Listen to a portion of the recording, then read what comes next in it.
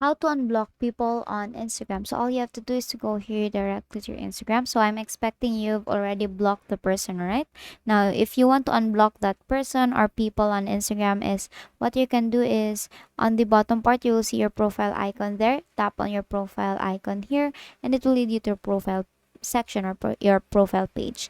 Now on the upper right you will see three dash lines there, the burger icon. Tap on that and go to settings. Now, the next thing that you want to do is you will see a lot of options. So tap on privacy here and scroll down all the way down up until you see the connections section.